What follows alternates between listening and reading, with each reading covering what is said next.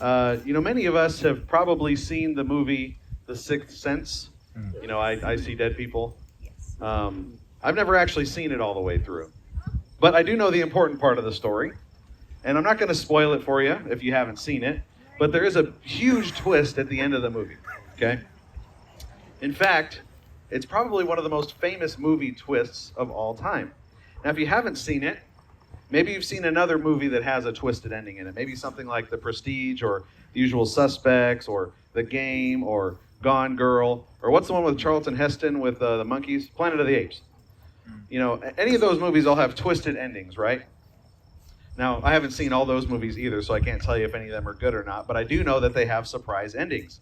And there's something interesting about a twisted ending in a movie. On one hand, when the twist happens, it always kind of shocks us, right? It's not really what we were expecting, but on the other hand, it also seems to kind of click.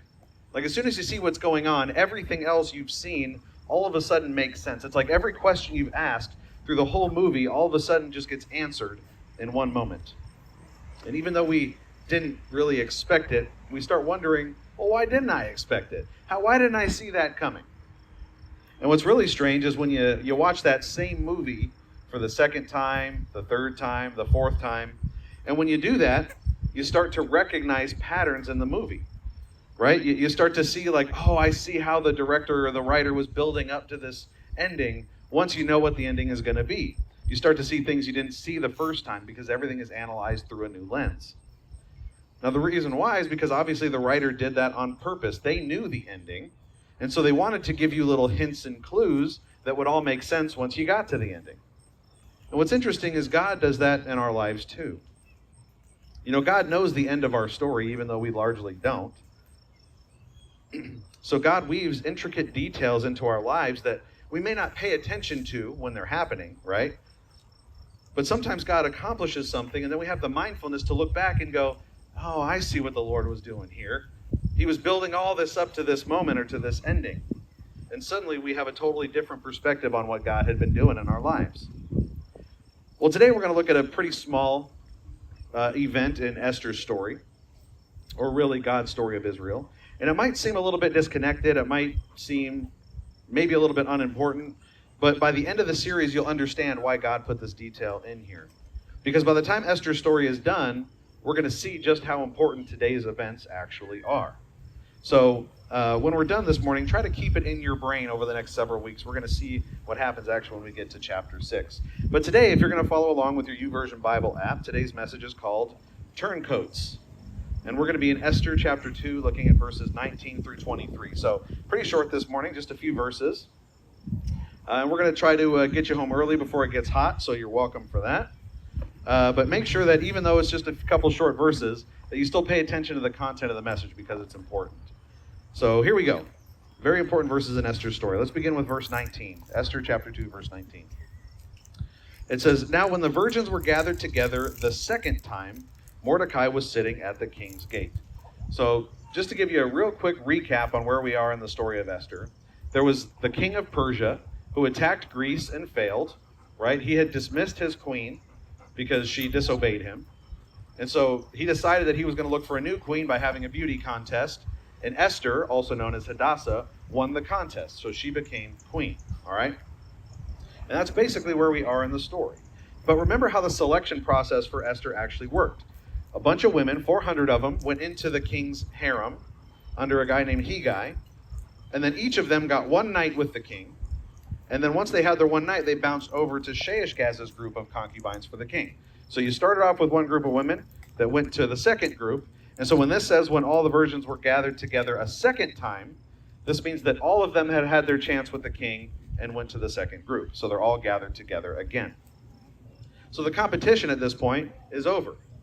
And now Mordecai is waiting outside of the king's gate. Now, in order to be at the king's gate, he was likely a man of influence in the kingdom. Remember, gates were a place in ancient times where business was done, where elections were held, right? Important things happened at the gate of a city, or the king's gate. And so if Mordecai is there, he's probably an important guy, at least somewhat. And we also know that he's been hanging out around the palace because he wants to check in on Esther. Esther is his cousin. All right, and he raised her after her parents died. All right, so when she went into the harem, Mordecai's been hanging around the palace trying to figure out exactly what's been going on with her.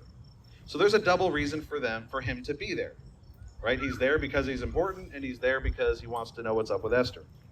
But here's what you need to know. If you grab your Connect card on the way in, you're going to fill in your blanks this morning. Here's your first one. God is always moving. God is always moving. I think Mordecai at this point is going through a lot. He's waiting to hear news that is going to be pretty important. One of two things is going to happen. He's either going to hear A, Esther has become a concubine for the king, or B, he's going to find out that Esther became queen of Persia, which is a big deal. But what Mordecai doesn't know is that something even more important than that is actually going on at this time. And the author gives us a little piece of info here. Here's what we see here in verse 20 now. It says, Esther had not made known her kindred or her people, as Mordecai had commanded her, for Esther obeyed Mordecai, just as when she was brought up by him. So she grew up honoring Mordecai. She was a good girl, right? She honored the guy that was raising her, and so she continued to honor him even when she was a young adult, even when she was queen of Persia. So she's a very good girl, very obedient. Now, some people have actually criticized Esther for being so secretive about her faith here, right? Why are you hiding your faith in God? You should be proud of it. You should be, showing it off to everyone. And in fact, some people actually think that the reason God's name isn't mentioned in the book of Esther is because it was an effort to conceal that the story is about the Hebrew God.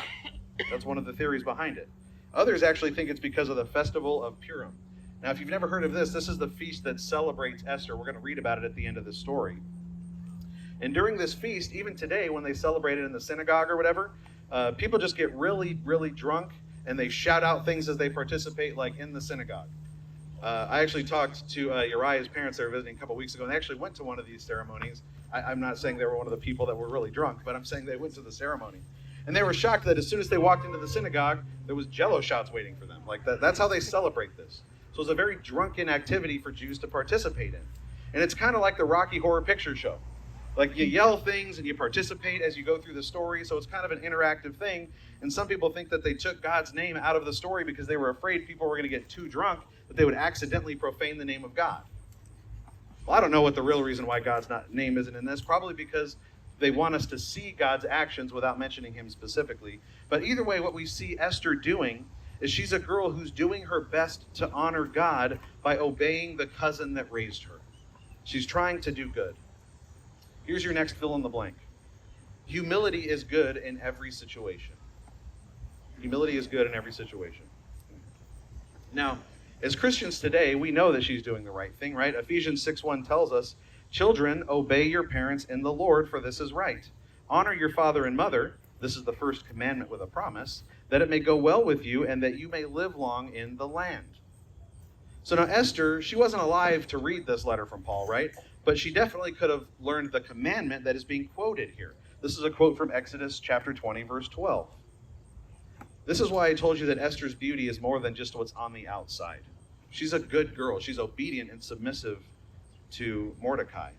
The Bible over and over again tells us that we're supposed to obey authority, right? The Bible tells us obey your parents, obey the government, obey your Christian leaders, obey your spouse, right? It talks about this a lot in Scripture.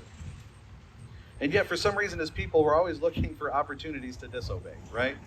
Well, do I have to always obey? What if this? What if that? What if this? Right? We're always like, how can I get out of this? But really, the only time we should disobey earthly authority is when it goes against God's authority. That's the only time. And we shouldn't ever not obey just because we don't like it.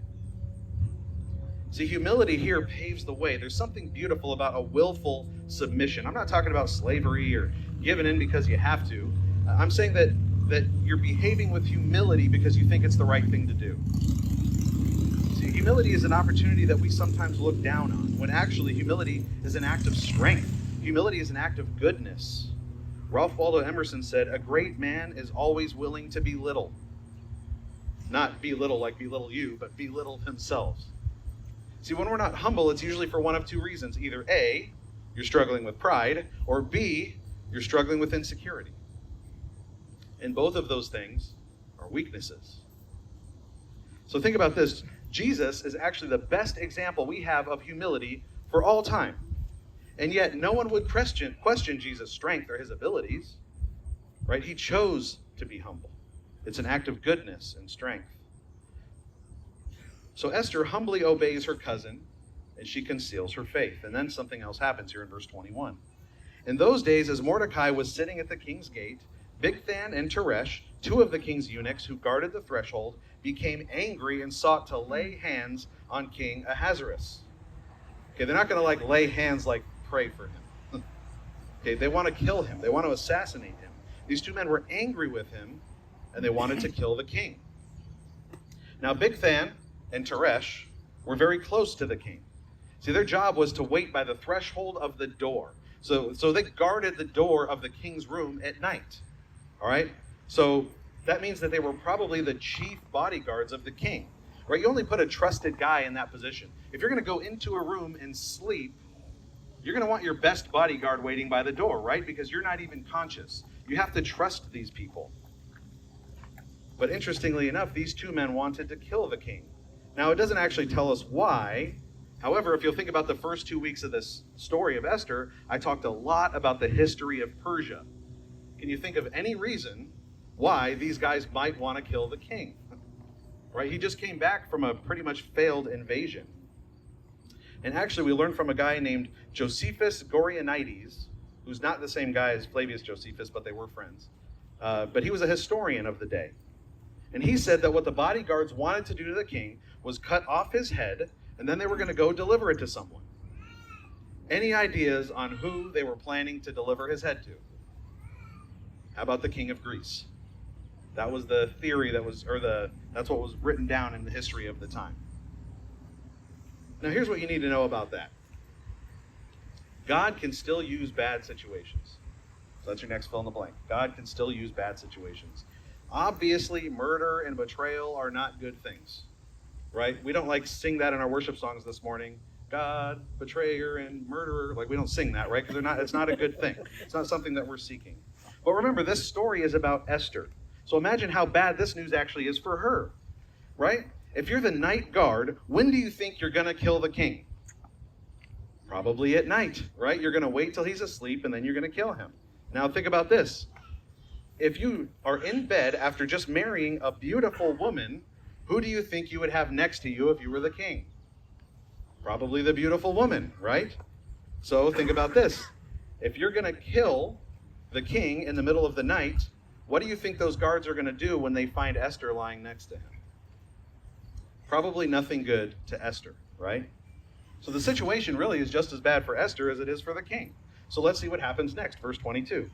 And this came to the knowledge of Mordecai, and he told it to Queen Esther. And Esther told the king in the name of Mordecai. So Mordecai heard about this plot, right? They're going to murder the king in the middle of the night. Mordecai heard about it, and he decided to do something. Now, back in the day, assassinations were a real threat. Check out this statistic. It's estimated that 21.8% of the Christian kings before the year 600 died by assassination. almost 22% of kings all died by assassination. That's a lot. That's a huge chunk of people to die that way. How many people in your life do you know that died by assassination? Probably not 22%, right? But back then it was the best way to make a political change. But that doesn't make it right just because it makes political change. See, actually Xerxes, the guy who, Ahasuerus, Xerxes, it's the same guy, he actually would be later on assassinated by his own prime minister, and Artaxerxes would become king after him. So now Mordecai actually had some good reasons to not share this information, right? He heard that the king was going to be killed, but there's actually a few reasons why he might not have said something. Number one, Xerxes was a pagan king. Who cares if that guy dies? He could have just let it go. Number two, the Jews were being held in exile under this king, so maybe his death could lead to their freedom. Number three, Xerxes just fought a terrible war, which means a lot of people probably didn't like him, hence the whole assassination thing. So here's the thing, if you save a guy who people don't like, you immediately make enemies, especially if you're ratting out the people that are trying to do something about it. And number four, if the king dies, Esther might get to be returned to him. Now we know that the assassins were the night guards and they'd probably kill Esther, but Mordecai might not have known that. And he'd expect that maybe he could see his cousin again if the king was assassinated. See, but here's the thing. Murder is not the way to get what you want. So your next fill in the blank is actually a quote. It's a quote from the late Martin Luther King Jr., who said, "The time is always right to do the right thing." That's your next fill in the blank. The time is always right to do the right thing. So we all have times when we're tempted to do wrong because we might gain from it. You know, a few years ago, I ordered a sound mixer, an audio mixer on Amazon for $600. And the warehouse accidentally sent me a box of 2 of them. It was one of those things where they stick 2 in one box and they're supposed to break it down and split them up, but they accidentally sent me 2 $600 mixers for the price of 1. Now, I had a free mixer that I could have used one at church, taken one home for myself. I could have recorded drums with it and done a lot of fun stuff. But I knew that if I kept it, it would be wrong, so I contacted Amazon and I sent it back. Sometimes I still think about that mixer and dream of all the good times we could have had. But honestly, if I would have done that, I would have just known that I was nothing but a dishonest thief. And at least I get a sermon illustration out of it. But what do you do, church? What do you do when you find a wallet on the street? Or the cashier forgets to scan one of your items and you catch it? Or you see someone driving with a flat tire and you could flag them down? Well, hopefully for you, the answer is you do the right thing, even if it costs you something. And so Mordecai, he goes with what Peter later teaches us in 1 Peter 2:17. He says, honor everyone, love the brotherhood, fear God, honor the emperor. That's literally what Mordecai is doing. He's honoring the emperor by trying to save his life. See, church, we have an obligation to honor the authorities in our life because God puts them there, even the bad ones, so long as they don't go against God. I mean, honestly, that's a lesson that we could definitely learn in America. We always think that our politicians and leaders are people that we should dishonor. Why do you think political ads usually smear each other's opponents rather than tell you good things about themselves? So here Mordecai tells Esther, someone's trying to kill the king. And Esther tells the king. So let's see what happens here in verse 23. When the affair was investigated and found to be so, the men were both hanged on the gallows, and it was recorded in the book of Chronicles in the presence of the king. So the king hires, Columbo or Jessica Fletcher or someone to figure out if this is true or not. And they find out that, yes, it is true. Bigthan and Teresh were planning to kill the king. Now, these guys were doing the opposite of Mordecai, right? The exact opposite. They were doing the wrong thing in order to cheat their way into something that was better for themselves. And it doesn't end so well for them. Actually, what it says here is that they were hanged on the gallows, but that's actually probably not the most accurate statement here. The word for the gallows here is literally the word for tree. So it's actually probably not that they were hanged from a rope around their neck on a tree, but they were actually probably impaled on a stick. Many historians of the day talk about how being impaled on a stick was a common thing in Persia. Now, I did some research this week about how you would impale someone on a stick, because I was curious. And as much as I'd love to watch you squirm, I think it's better to let you research that one on your own. But I will say this. The ways that they impaled people on sticks were brutal, and it took a long time to die. They were really good at this. So this was a bad punishment for these guys doing the wrong thing. But there's one more very important thing to catch here at the end of this last verse. Notice that it was written down in the book of the Chronicles. That's really important, okay? This isn't 1st and 2nd Chronicles like the books of the Bible, but this is Persia's own chronicle, their own history that they kept of their kingdom.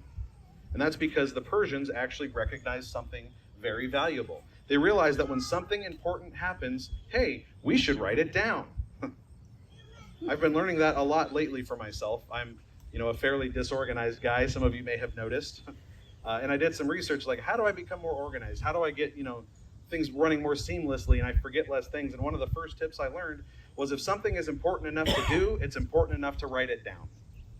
And using your brain as the source of storing information is a very bad place to put it. Definitely for me.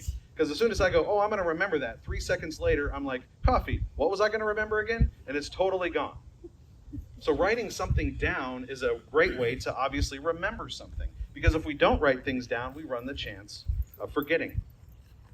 And honestly, church, it makes me wonder why we don't spend more time writing down how God works in our lives and writing down how God works in the church. and things like that, to make sure we remember what God does. So here's your last fill in the blank. Pay attention to God's victories. Pay attention to God's victories. You know, I often hear people say things that, I don't agree with, particularly in the arena of God's track record. Right? When things go bad, a lot of times they become quick to doubt God. And they'll say things like, well, God's not going to help me. I keep praying and nothing changes. Where is he? But then God does something wonderful for them and everything is great again. God fixed it. Awesome. And then how quick we are to forget that. And that's why the next time something bad happens, we're so quick to again forget. Because when he does good things, we just celebrate it for a minute and then forget about it. See, so often the problem isn't that God doesn't do things for us, it's that we forget everything he does for us. In the book of Jeremiah, God talks about the perspective of Israel. It says in Jeremiah 2:27, Israel, who say to a tree, you are my father, and to a stone, you gave me birth. For they have turned their back to me and not their face. But in the time of their trouble, they say, arise and save us. But where are your gods that you made for yourself? Let them arise if they can save you in your time of trouble, for as many as your cities are your gods, O Judah. Why do you contend with me? You have all transgressed against me, declares the Lord. See, God's saying, you make all these idols for yourself as if they're the ones doing something for you, and then when things go bad, you call out to me, Lord, save me. And God says, where are your idols? Where are those false gods you made? If they're so good for you, lean on them. Where are they at? See, God's saying, if you're going to call on me only when things go bad, then get your idols to help you. Now, you might be thinking, well, Israel was just dumb. How could you forget the Lord and what he's done? But the truth is, church, we do that same thing all the time. And maybe the idols that we worship aren't, a cow made out of bronze or a bird made out of wood, but we make our own idols just the same. We make them out of money. We make them out of textbooks. We make them out of our jobs. We make them out of people. Couldn't God ask us the same things when we turn to him? Lord, help me. Couldn't he say, where are all those little gods you worship all the time? It's interesting how we turn our back on him until we need him. Because we forget. We forget who he is and we forget what he's done. And honestly, we have to remember what God does all the time, not just when things are bad. Psalm 77:11 says, I will remember the deeds of the Lord. Yes, I will remember your wonders of old. Truly, God deserves our honor when times are bad and when they're good, when we're in a panic and when everything feels like it's under control. If you really want to understand what God is doing and where he's going, remember it. And one of the best ways to do it is write it down. I highly recommend that you keep a prayer journal. Write down what you ask God and write down how he answers. And keep track of the wonderful things he does. I just realized we're off to see. Okay. And also, turn your eyes outward. Right? Don't just focus inwardly, but turn your eyes outward. As I said, this story might seem insignificant. Right? Okay, so he saved the king, they wrote it down, big deal. But years later, something else happens. When we get to chapter 6, I'll just read the beginning. It says this in Esther 6:1. On that night, the king could not sleep, and he gave orders to bring the book of memorable deeds, the Chronicles, and they were read before the king. And it was found written how Mordecai had told about Bigthana and Teresh, two of the king's eunuchs, who guarded the threshold and who had sought to lay hands on King Ahasuerus. So that thing that happened years later went back into the king's mind. Why? Because they wrote it down. When you write something down, you remember it. And in chapter 6, we see that this moment, this seemingly insignificant moment, is something God plans to use for great good. So church, realize this. God is good to you. God loves you. That's not to say you don't face trials and hard times. And so often we get clouded because we forget God and his goodness, but he is good to you. And we forget what he's done, and we forget that what he still may choose to do in our lives. So our lesson today, church, is to trust God, to follow him, and to give him a chance to work and to remember who he is.